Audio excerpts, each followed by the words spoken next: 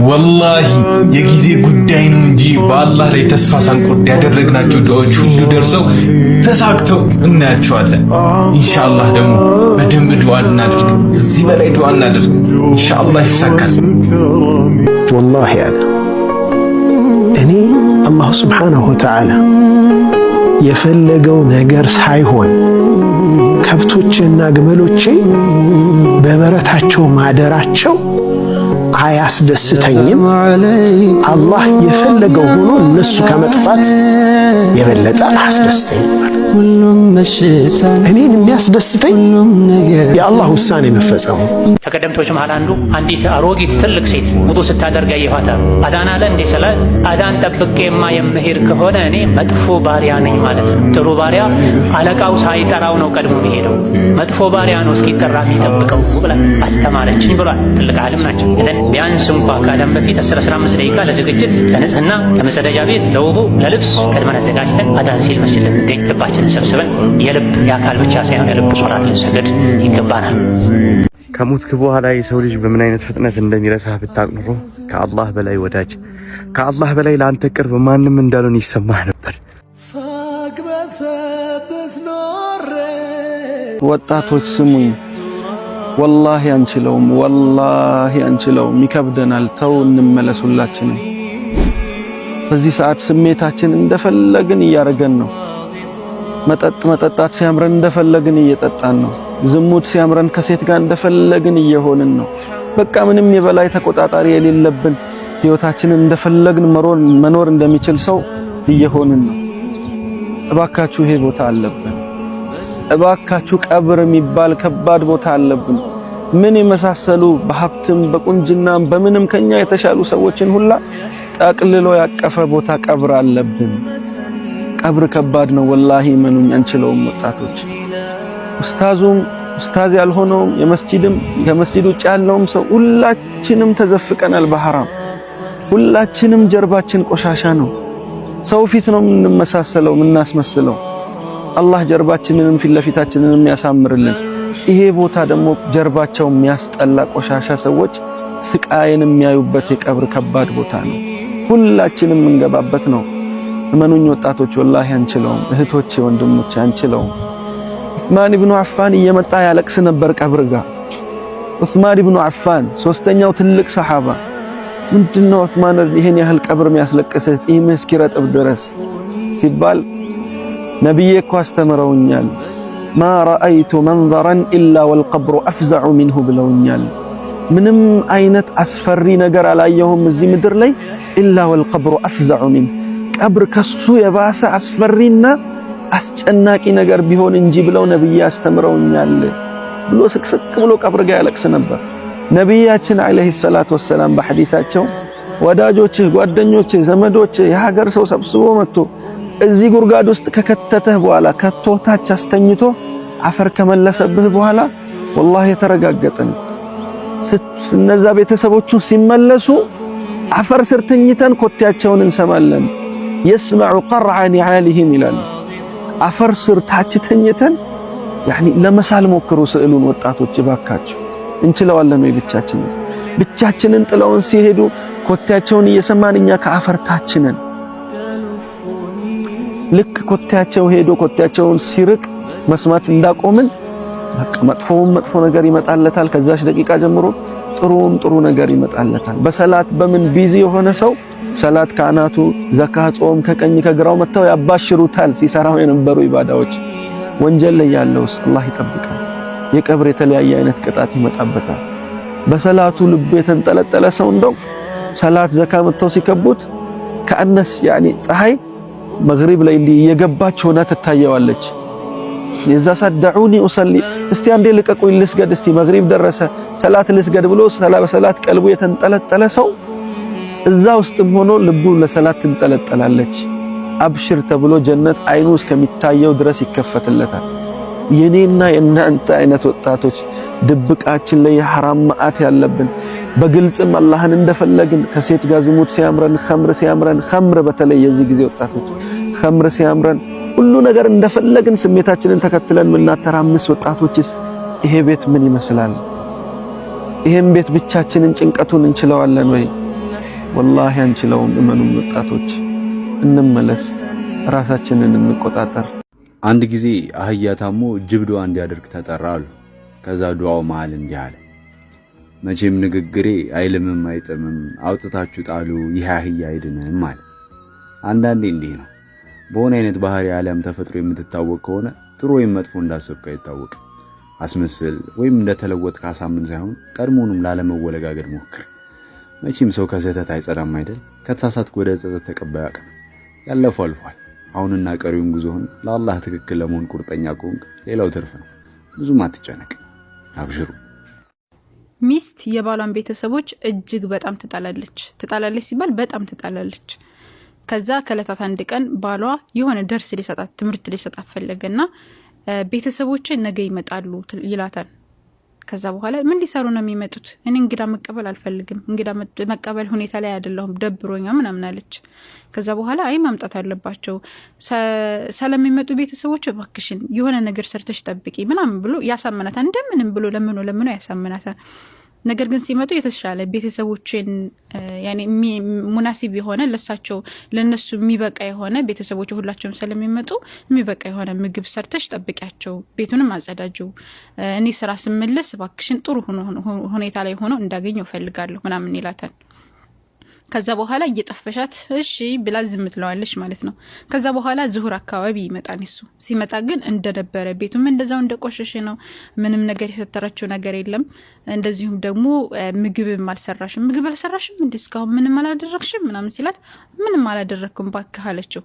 ለምን ሲላትኝ ሲመጡ ያው ቤታቸው ስለሆነ እንደ ቤታቸው ስለማዩትኝ ያገኙትን እኛ እንደምንበላው በልተው ይሄዳሉ ብዬ አስቤ ነው። ያው እንግዳን አይደሉም እነሱ ቤቱ እንደሚያውቁት ነው። ስለዚህ ምንም ችግር የለውም ብላ ትመልስለታለች ማለት ነው። ከዛ በኋላ በጣም ያኔ አዘነባት። እንደዚህ ነው የምትይው ይላት።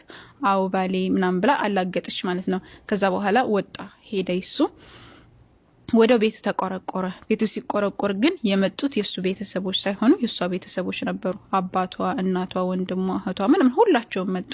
ከዛ በጣም ደነገጠች። እንዴት መጣችሁ? እንዴ ማን ጠርቷችሁ ነው ምናምን ብላ ስትጠይቃቸው ባልሽ እኮ ሰርፕራይዝ አድርጓትኝ ሳትነግራችሁ ይሷ እንግዳ ስለምትወድ በጣም ዛሬ እንግዳ ይመጣል ምናምን ብያታለሁኝ። እንግዳ እንደሚመጣ እንጂ እናንተ እንደምትመጣ አልነገርኳትም። ስለዚህ እንዳትደውሉላት እንዳትነግሯት ብሎን ነው። ስለዚህ እንደተዘጋጀች ስለነገረን መጣን ብለው ይነግሯታል። ከዛ በኋላ በጣም ተናደደችና ለባሏ ደወለችለት። ባሏ ደውላ ምን አለችው? ለምንድነው ዛሬ ቤተሰቦች እንደሚመጡ ያልነገርከኝ ስትለው የኔ ቤተሰቦች ማለት ያንቺ ቤተሰቦች አይደሉ በያስተናግጃቸው ይላታል። ከዛ በኋላ ቤት ውስጥ እኮ ምንም ነገር የለም፣ ምንም ነገር አላዘጋጀሁም፣ እንዴት እንደዚህ ታደርጋለህ ምናምን ስትለው አይ ቤተሰብ አይደሉ የቤቱን ነገር ይብሉ፣ ቤቱ ያፈራውን ምናምን አንቺ ቅድም እንዳልሽው ይብሉ ይሱን ይላታል። ከዛ በኋላ በጣም ተናደደችና ትምህርቱ ገባትኝ። ከዛ ካሁን በኋላ እንደዛ እንዳታደርግ ነው ባሏም እንደዛ ያደረገው ማለት ነውና ከዚህ ብዙ የምንወስደው ትምህርት አለ። የመጀመሪያው የአላህ መልእክተኛ አለይሂ ሰላቱ ሰላም በዚህ ዙሪያ ላ ዩእሚኑ አሐዱኩም ሐታ ዩሂበ ሊአኺሂ ማ ዩሂቡ ለነፍሲሂ፣ አንድ ሰው ለራሱ የሚወደውን ነገር ለወንድሙ እስካልወደደ ድረስ አላመነም ማለት አላህ መልእክተኛ አለይሂ ሰላቱ ሰላም። ከቤተሰቦቻችን ከባል ቤተሰቦችም ከማንኛውም ሰው ጋር ስንኖር በአኽላቅ ሊሆን ይገባል። አኽላቅ የሚባለው ነገር ከኛ ጋር የተጣመረ ሊሆን ይገባል። የነፈላን እንደዚህ ስለሆነ እንደዛ ስለሆነ በተለይ ደግሞ የባል ቤተሰብ ሲሆኑ በደንብ ማክበር ይጠበቅብናል። አክብሮት የምንችለውን ያክል ልናደርግላቸው ልናስደስታቸው ነው የሚገባው ማለት ነው። እና ፍትሃዊ መሆን አለብን። ቤተሰቦቻችን ላይ እንዲከሰት የማንፈልገውንም በባል ቤተሰቦችን ማድረግ የለብንም። ምናልባት እነሱ ባል ስለሚወደን ስለሚያከብረን የሱን ክብር ይበልጥ ጎላ ልናደርግ እንጂ የሱን ክብር ምንም ቢሆን ቤተሰቦች ናቸው። ሀታ ለመጥፎ እንኳን ቢሆኑ ማለት ነው። ቤተሰብ ነው። ፍቆ መጣል አይቻልም።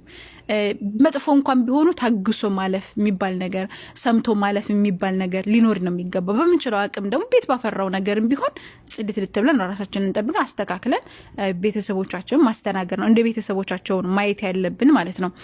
አላህ Subhanahu Wa Ta'ala በተከበረው ቃሉ ኢነላህ ያእሙሩ ቢልዐድል፣ አላህ Subhanahu Wa Ta'ala ፍትሃዊ እንድንሆን ያዘናል። አላህ ያውቃል ብለው አላህ ላይ የተማመኑ ልቦችን አላህ መቼም አይተዋቸውም። አብሽር። አተሐዩል በጣም ከባድ ወንጀል ነው በራሱ። አተሐዩል ማለት ወንጀልን ለመስራት ቴክኒክ መጠቀም ማለት ነው። በራስህ ላይ ራስክን አይሁዶቹ እንትን ላይ ቅዳሜ አታድሉ ሲባሉ አታጥምዱ አሳ ሲባሉ መረቡን ጥለውት ያድሩና ቅዳሜ ሞልቶ ይጠብቃቸዋል፣ እሁድ ያወጡታል። እንዲህ አይነት ተሐዩል የለም አላህ ጋር። አላህ የውስጥን የሚያጌታ ነው። ትልቁ መልእክት ተስፋ እንዳንቆርጥ ነው። ስንወድቅ ተስፋ እንዳንቆርጥ ነው እንጂ ለመውደቅ ነይቶ መምጣት ልክ አይደለም። አላህ ዐዘ ወጀል እኮ በንጽህና ልንገዛው የሚገባ ጌታ ነው።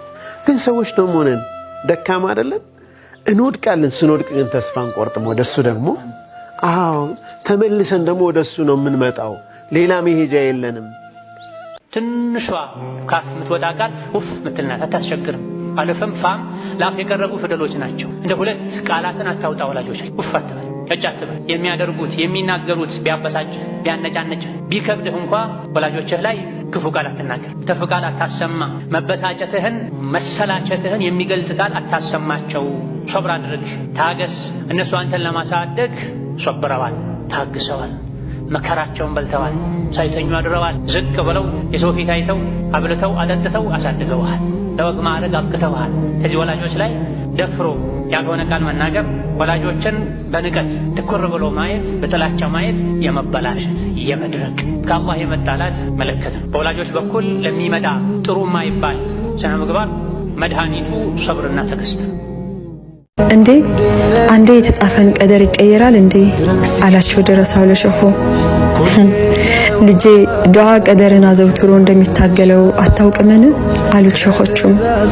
አንዳንዴ በተከታታይና ሳይታክቱ የሚደረግ ዱዓ ከጥንካሬው የተነሳ ቀደርን ሊጥለው ሁሉ ይቃረባል። በዚህ ላይ ደግሞ ደጋግ የአላህ መላእክት ጭምር ያግዙታል። አላህ ሆይ የዚህን ባሪያህን ዱዓ ስማ እያሉ። ልጄ ሆይ ዱዓ የአላህ መሻት ያለበት ነው። እጅህን ከፍ እንድታደርግ ያደረገህ እሱ ነው። ስለሆነም ቀደርህን ሳታውቅ በቃ ቀደር ይህ ነው አይቀየርም ብለህ ቁጭ ባልክበት አትሙት። ከዛ ካልወደድከው ካደከመህና ካደቀቀህ ቀደር ወደዚህ ወደ ተሻለውና ወደምትመኘው ቀደር እንዴት መሸሽ እንደምትችል ወቅበት። አስተውል ልጄ፣ ከክረምት ጨለማ ወደ ብራው ጸደይ፣ ከሐዘንም ወደ ደስታ፣ ከጥበትም ወደ ስፋት፣ ከችግርም ወደ ድሎት መሸሽን የማይፈልግ ማን አለ? ታዲያ ሁሉ በተለይ በሌሊት ሰዓት ላይ የሚደረግ ዱዓዎች ይስተካከላል። ሰላዋትንና እስትግፋርን በማብዛት ይሰምራል። ስጁድን በማርዘምና ዚክርን በማዘውተር መስመር ይይዛል። እናም ከቀደርም ወደ ተሻለው ቀደር ይሻሻላል ልጄ አለው። ሱብሃንአላህ፣ አስባችሁታል? በዱዓ በሰላዋት በእስትግፋር እንዲሁም ስጁድ ላይ በማርዘምና በዚክር ኢንሻአላህ ቀደርም እውነት ነው ወደ ተሻለ ቀደርም ይሻሻላል። እኛ ብቻ እንበርታ ኢንሻአላህ። ያለ ሰብር የሚያዋጣ ነገር የለም። ሙእምን የሚያዋጣው ሰብርና ሰብር ብቻ ነው። አላህ ባሪያውን ከወደደ ይፈትነዋል። የአላህን ፈተና ሙሲባ ውሳኔ ወዶ የተቀበለ አላህ ይወደዋል። የአላህን ውሳኔ የጠላ የተበሳጨ የተወራጨ አላህ ይጠላዋል ብለዋል ነቢዩ ዓለይሂ ሰላቱ ወሰላም። ባለመታገስ ዱንያም ላይ መጎዳት አኼራም ላይ መጎዳት ነው የሚከተለው። ሙእምን የሚያዋጣው ሰብር ነው። ሰብር የሙእምን ችካሉ ነው ተብሏል። በምንድን ነው ሰው ራሱን የሚበድለው? ሲርበው አለመብላቱ ራስን መበደል ነው። ከአቅም በላይ ስራ እየሰሩ ራስን መጉዳቱ ራስን መበደል ነው። ነገር ግን የከፋው ራስን መበደል ነፍስያችን ወንጀል ላይ እንድትወድቅ በወንጀል እንድትረክስ እንድትቆሽ መፍቀድ፣ አላህ የከለከላትን እንድትዳፈር አላህ ያዘዛትን ከመስራት ወደ ኋላ እንድትል መፍቀድ ትልቁ የነፍስ በደል ይህ ነው። ሰው ሌላ ሰው ሲበድለው አይፈቅድም፣ አይወድም። ተበደልኩ ይላል፣ ያዙኝ ልቀቁኝ ይላል፣ ፍርድ ቤት ይሮጣል፣ ፖሊስ ጣቢያ ይሄዳል። እገሌ የበደለኝ ብሎ ስሜን ያጠፋ ብሎ ገንዘቤን ቀማ ብሎ አካሌን ጎዳ የቤተሰቤን ሕይወት አጠፋ ብሎ በደልን አይቀበል። ተበደልኩ ብሎ እንቅልፍ ይርቀዋል። ፍትህ ለማግኘት ማያደርገው ሙከራ የለም። ራሳችንን ሰው ሲበድለን ከምንረበሸው በላይ የሰው በደልን ከምንጠላው በላይ ራሳችንን ከመበደል ልንጠነቀቅ ይገባናል። ሰው ቢበድለን ውጫዊ አካላችን ነው የሚበድለው፣ አካላችን ነው የሚበድለው፣ ይጎዳው፣ ገንዘባችንን ነው የሚጎዳው። ሰው ግን ራሱን ሲበድል የሚበድለው ነፍሱን ነው፣ አንድ ያለችው ነፍሱ። የሰው ልጅ ነፍሱ ከአይኑም ከእጁም ከእግሩም ከንብረቱም በላይ ናት። ገንዘብ ይተካል፣ አካል ይታከማል። ትልቁ በደል ነፍስን መበደል ነው። ነፍሳችንን የምንበድለው ከማንም በላይ እኛ ራሳችንን በምን አላህ የከለከለንን በመዳፈር ሰዎች አካላዊ ጥቃት አድርሰውብን ከምንጎዳው በላይ ወንጀል ስንሰራ ነፍሳችን ትጎዳለች። ከአላህ ጋር ያለን ግንኙነት ይበላሻል። አላህ በተከበረው ቃሉ ቁርአን ውስጥ ያለ ረጅም መሐላ ምሎ የነገረን እውነታም ይሄ ነው። ቀድ አፍለሐ መን ዘካሃ ወቀድ ኻበ መን ደሳሃ። ቁርአን ላይ የተለያዩ የመሐላ አይነቶች አሉ። ቁርአን ውስጥ ካሉ መሐላዎች ሁሉ ረጅሙ መሐላ የተማለው የነፍስን ጉዳይ ለመግለጽ ነው። የነፍስን ጉዳይ ሁኔታ ለማሳሰብ ነው። ብዙ መሐላዎችን ብሎ መጨረሻ ላይ አላህ ምን አለ? ቀድ አፍለሐ መን ዘካሃ፣ ነፍሱን ያጠራት ያጸዳት ሰው የጠበቃት የተንከባከባት ሰው ዳነ፣ ተሳካለት። በተቃራኒው ደግሞ ነፍሱን ያቆሸሻት ያዋረዳት ሰው ደግሞ ከሰረ፣ አፈረ፣ ተዋረደ ይላል። ቁርአን ውስጥ ከፋቲሃ እስከ ሱረቱ ናስ ብንቀራ ብናገላብጥ የነፍስን ጉዳይ ለመንገር ከተማለው የበለጠ ረጅም ተደጋጋሚ መሐላ የለም። አንድ መሐላ፣ ሁለት መሐላ፣ ሶስት መሐላ እናገኛለን ለአንድ ለትልቅ ጉዳይ ሁለት ሶስቴ ይምላል አላህ። ግን 10 አካባቢ መሐላዎችን ብሎ አላህ የነገረን ነገር ቢኖር ምንድነው? ነፍሱን ያጸዳት ሰው ዳነ፣ ትልቅ ሰው ሆነ፣ ያሰበው ተሳካለት። በተቃራኒው ደግሞ ነፍሱን ያቆሸሻት ያረከሳት ሰው ደግሞ ከሰረ፣ ተዋረደ ይላል። ነፍስ በምንድን ነው የምትቆሸው፣ የምታንሰው፣ የምትዋረደው? በወንጀል አላህን በማስቆጣት። ነፍስ በምንድን ነው የምትጠራው፣ የምትጸዳው፣ የምታድገው ከተባለ ደግሞ አላህን ተባረከ ወተዓላ በመታዘዝ መልእክተኛውን በመታዘዝ ኸይር ስራ በመስራት ከወንጀል በመራቅ ነው። ስለዚህ በ12ቱም ወራት ዓመቱን ሙሉ እድሜ ልካችንን ማለት ነው ከእናታችን ሆድ ወተን ከዱንያ ወተን ቀብር እስክንገባ ድረስ ወንጀልን ልንርቅ ልንጠነቀቅ ይገባል። ነቢዩ ዓለይሂ ሰላቱ ወሰላም ሰለዋትን የሚያበዛ ሰው በዱንያ ላይ የሚያሳስቡት ነገሮችን የሚያስጨንቁት ነገሮችን አላህ ተባረከ ወተዓላ ጋር ያደርግለታል፣ ጭንቁን ይፈርጀዋል። ዕዳ ካለበት አላህ ዕዳውን ይከፍልለታል። ታሞ ከሆነ ዓፊያውን ይመልስለታል። የተለያዩ ሀም ገሞቹን ሐሳብ ጭንቀቶቹን አላህ እንደሚፈውስለት እንደሚያስወግድለት ከሰሓቦቻቸው መሃል አንዱ ተናግረዋል። እንግዲያውስ እንዲህ ከሆነ ሰለዋት ይሄ ሁሉ የሚገኝ ከሆነ ወንጀል የሚማር ከሆነ ሓጃ የሚወጣ ከሆነ ጭንቀትና የሚያሳስቡ ነገሮች ሁሉ የሚቀሉ የሚወገዱ ከሆነ ዱዓይን በሙሉ እርሶ ላይ ሰለዋት ማውረድ አደርገዋለሁ ሲላቸው እንግዲያውስ አንተም የፈለግከውን ታገኛለህ ብለውታል ዓለይሂ ሰላቱ ወሰላም። ሶላታችን ቢያምር ቢስተካከል ኖሮ ኢማናችን ይስተካከል፣ ስነ ምግባራችን ይስተካከል፣ ከአላህም ይሁን ከሰው ልጆች ጋር ያለን ግንኙነት ያማረ የተሟላ የተስተካከለ ይሆን ነበር። ሶላታችን ላይ ክፍተት ጉድለት መኖሩ ሶላታችን መበላሸቱ ህይወታችን እንዲበላሽ ሰበብ ሆኗል። ተሰግዶ እንደተወጣ መዋሸት፣ ማጭበርበር፣ ማታለል። ሶላቱ የተሟላ የተስተካከለ ሰው ህይወቱ ያምራል፣ ይስተካከላል። የአላህን ረሕመት እዝነት በዱንያም በአኺራ ፈላህ ስኬት የፈለገ ሰው የተስተካከለ ሶላት ሊሰግድ ይገባዋል። ሶላት ላይ የሚታዩ ብዙ ጉድለቶች አሉ፣ ክፍተቶች አሉ። አውቀን ልንርቃቸው ልንጠነቀቃቸው ይገባል። ሶላታችን ያድነን ዘንድ ዱንያ ላይም ከመጥፎ ስራ ከመጥፎ ባህሪ ያርቀን ዘንድ። ሶላት ላይ ሶላት ጋር በተያያዘ ከሚታዩ ክፍተቶች አንዱ ሶላትን ከወቅቱ ማዘግየት። መስገዱ ብቻ በቂ አይደለም። ሶላት በጊዜ የተገደበ ዒባዳ ነው። ሰዓቱ ካለፈ አለፈ። ስራ ላይ ነኝ፣ ጉዞ ላይ ነኝ፣ ስብሰባ ላይ ነኝ፣ ደክሞኝ እረፍት ላይ ነኝ ወዘተ እያሉ ሶላትን የሚያዘገዩ ሰዎች አሉ። እንደዚህ አይነት ሰዎች ላይ ጌታ አላህ ዝቶባቸዋል። ፈወይሉን ሊልሙሰሊን አለዚነ ሁም ዐን ሶላቲሂም ሳሁን። ወዮላቸው ለእነዚያ ሰጋጆች ሌተኞቹ ሶላታቸውን ቸል ለሚሉ ሶላታቸው ላይ ለሚዘናጉ ሰግደውም ወዮላቸው የተባሉ ለምን? ሶላትን ቸላ በማለታቸው ምክንያት። ሶላት ላይ ቸልተኝነት እንዳለ ከሚያሳዩ ነገሮች አንዱ የሶላት ወቅት እንደደረሰ ብድግ ብሎ አለመስገድ። ትንሽ ቆይቼ እሰግዳለሁ፣ እቺን ላድርሳትና ያሉ ማዘግየት የሶላቱ ወቅት እንዲወጣ ሰበብ ይሆናል። አዳን የሶላት ጥሪ የአላህ ጥሪ ነው። አዳን አለ ወደ መስጂድ ሄዶ መስገድ፣ ወዲያውኑ ለጥሪው መልስ መስጠት። ዑድር ኖሮት መስጂድ ሄዶ መስገድ የማይችል ሰውም አዳን እንደሰማ የያዘውን ነገር ጥሎ ወደ ሶላት መሄድ አለበት። የሚሻለው ይሄ ቀንና ሌሊት የኛ እንግዶች ናቸው። ዓመት የኛ እንግዳን፣ እድሜያችን እንግዳን ይሄዳል፣ ነፍሳችን ይዞ ይሄዳል። ቀንና ሌሊት ካከበርናቸው በኸይር ስራ ከሞላናቸው ነገ ያከብሩናል፣ ይመሰክሩልናል። በየቀኑ አዲስ ቀን በመጣ ቁጥር እኔ አዲስ ቀን ነኝ የሰው ልጅ ሆይ ከሄድኩ አልመለስም፣ የሰራኸውን ሥራ አኼራ ላይ ይመሰክራለሁ ይላል ተብሏል።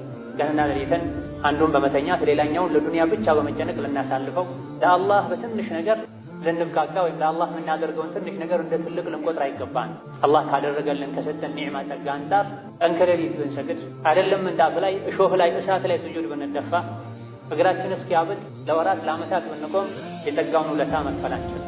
ምን ቢያቅተን የታዘዝናቸው ግዴታ የሆኑ ነገሮችን በአግባቡ ልንፈጽም፣ የምንፈጽማቸው የምናከናውናቸው ዒባዳዎችን በሙሉ ልብ ልናደርጋቸው፣ በታዘዝነው መሰረት በጥራት ልንሰራቸው፣ አጅራቸውን ከአላህ ልንፈልግ ይገባል።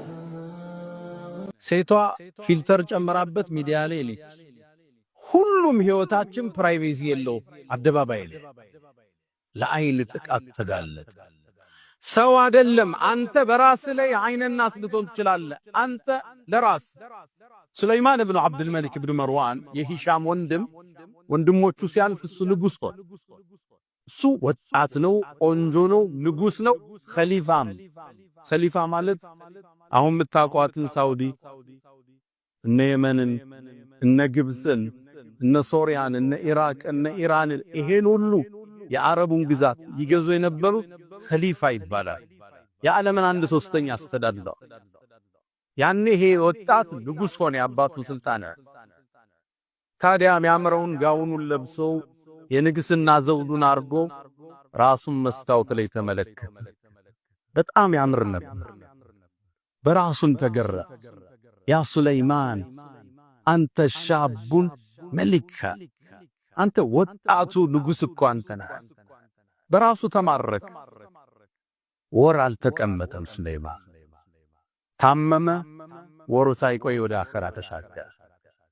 ሙእሚን ራሱን ሲያይ ጥሩ ቁርጥ ተቆርጦ ሊሆን ይችላል። አዲስ ልብስ ለብሶ አምሮበት ራሱን ሲያይ መስታወት ውስጥ ምን ማለት እንዳለበት ነብዩ አለይሂ ሰላቱ ሰላም አስተምረውታል።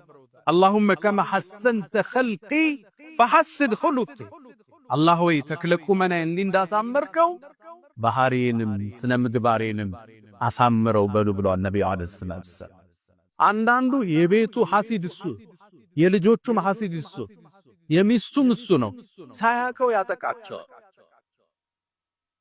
ከልክ ያለፈ ተገርሞት መደነቅ በፋብሪካ በእርሻ በቤት በመኪና በልጆች በሚስት ቁንጅና ልክ ስታያት ቢስሚላህ ማሻአላህ ተባረከላህ፣ ጓደኞቹ ቤት ቢስሚላህ ማሻአላህ ተባረከላህ፣ ይሄን መኪና ገዛ ቢስሚላህ ማሻአላህ። ይሄ ነው የሚሰብር፣ ይሄ ነው የሚጋርደው። ለዛ ነው ወደ እርሻው ሲገባ ያ ሱረቱል ካህፍ ላይ የተጠቀሱት ሁለት ግለሰቦች ወለውላ ኢዝ ደኸልተ ጀነተክ ቁልተ ማሻአላህ ላ ቁወተ ኢላ ቢላህ አትልምልኝ።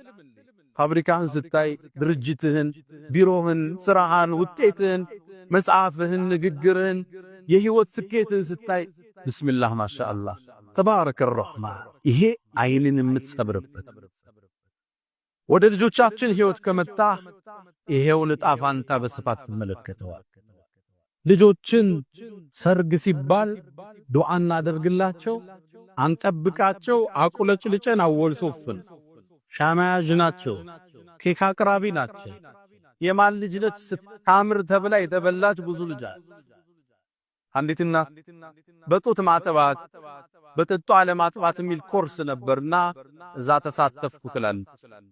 ልጇ በደንብ ይጠባ ስለነበረ የሱን ታሪክ ልትናገር መድረክ ላይ ወጣች። እኔ ልጄ በደንብ ነው የሚጠባው፣ ልጄ በጣም ጤነኛ ነው፣ በ2 ዓመቱ ቆመ፣ አሞት አያቅ፣ ትጋቱ ንቃቱ መድረክ ላይ ወጣ ዘረዘረች። ቢስሚላህ ማሻአላህ የለ ከፕሮግራም ወጥተን ስለር ትላለች። ልጄ ድገት ወደቀ፣ እግሩ እስካሁን ሽባ ነው ትላለች። ልጆቻችን አደባባይ እናወጣቸዋለን፣ ዱዓ እናደርግላቸው። ቢስሚላህ ማሻአላህ የለም፣ ቁል አዑዙ ቢረቢናስ እየቀራን ማሸት የለም። ለአይን ለቀቅናቸው። ጎበዝ ተማሪ የተባለ ሲቀጭ፣ አቤት ሲያምር የተባለ ሲጠውልቅ፣ አቤት ባህሪው ያለ ያጨበጨብንለት ዙሮ ባህሪው ምንድነው ተቀየረ እስኪባል በየቤቱ ይህን ታሪክ እንሰማለን።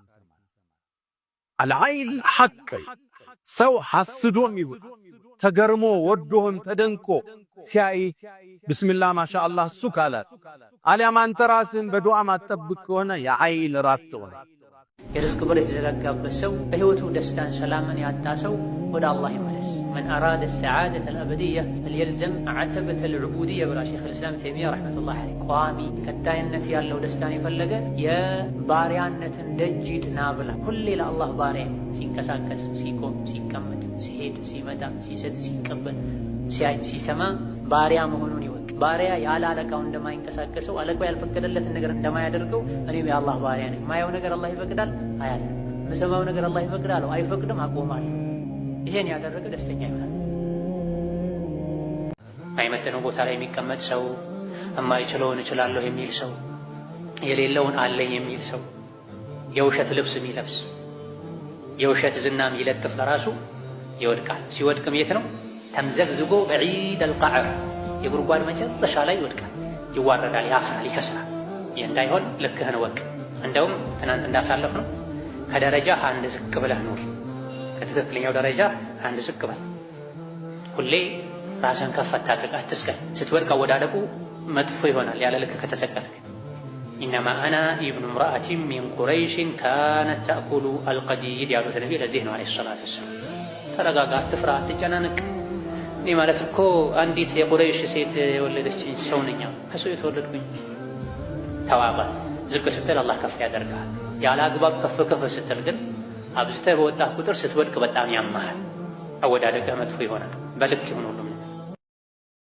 ከችግር በኋላ ድሎት አለ ብላ፣ ከህመም በኋላ ፈውስ አለ ብላ፣ ከድህነት በኋላ የፈለጉትን ማግኘት አለ ብላ አላህ ቃል ገብቷል። መቼም ቃሉን አያፈርስም። የገባውን ቃል እንዳይሞላ የሚያደርገው የአቅም ችግርም አላህ ዘንድ ተባረከ ወተዓላ የለም። ወላሁ ዐላ ኩሊ ሸይኢን ቀዲር፣ ሁሉም ማድረግ የሚችል ጌታ። እኛ ነፍስያችንን ልንመረመር፣ ለአንዳንድ አደጋዎች፣ ችግሮች መነሻ ናቸው ሊባሉ የሚችሉ ነገሮችን ልናስወግድ አላህን ተባረከ ወተዓላ ምህረት ልንጠይቀው። አትፈትነን፣ የፈተንከንም እንደሆነ ሷብር ስጠን፣ የደረሰብንን ሙሲባ አንተ አንሳለን ብሎ ዱዓ በማድረግ ነገሮችን መገላገል፣ ችግሮችን ቀለል ማድረግ ይቻላል። የሰው ልጆች ብዙ ጊዜ ርዝቅ የሚያገኙት በራሳቸው ብልሃት፣ በእውቀታቸው፣ በሙያቸው፣ በጉልበታቸው ይመስላቸዋል። ስለሆነም እነሱ የያዙትና የጀመሩት ስራ ከተቋረጠባቸው ከዛ በኋላ ርዝቃቸው ሙሉ በሙሉ የተቋረጠ ይመስላቸዋል። አይተኙም፣ ይታመማል፣ ከሰው ጋር ሁሉ መገናኘት ይከብዳቸዋል። ይሄ አላህን ረስቶ በራስ መተማመን። ትክክለኛ መመካትን በአላህ ተባረከ ወተዓላ ብትመኩ ወፎችን እንደሚረዝቀው እናንተንም ይረዝቃችሁ ነበር። ወፎች ማለዳ ላይ ተነስተው ሆዳቸው ባዶ ሆኖ ከቤት ወጥተው ማምሻ ላይ ሲመለሱ ሆዳቸው ሙሉ ሆኖ ይመለሳል ብለዋል ነብዩ ሰለላሁ ዐለይሂ ወሰለም።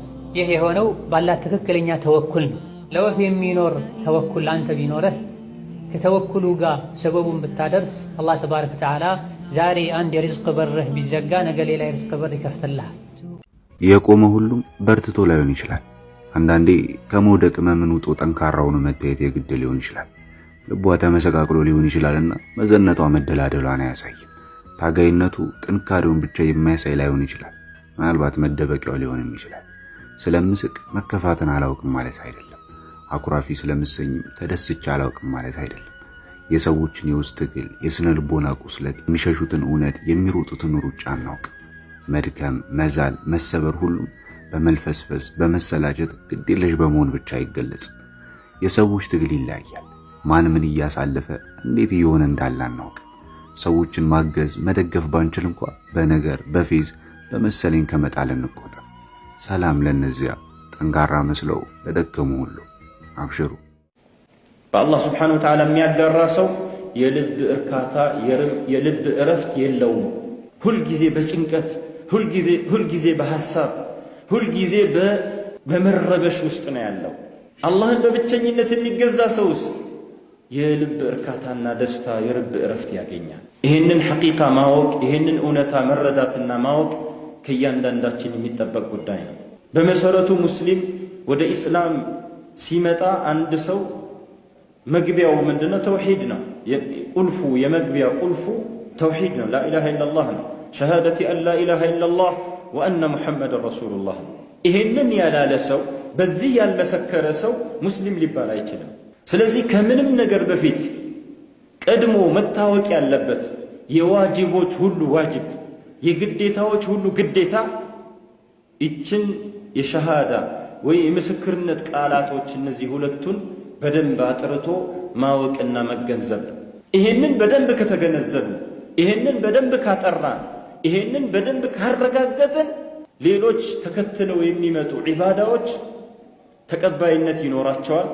በሚገባ መልኩም አላህን ሱብሓነሁ ወተዓላ እንድንገዛ በር ይከፍትልናል ማለት ነው። ለዚህ ነው በተደጋጋሚ አሁንም ተውሂድ ከዚህ በፊትም ተውሂድ ለወደፊት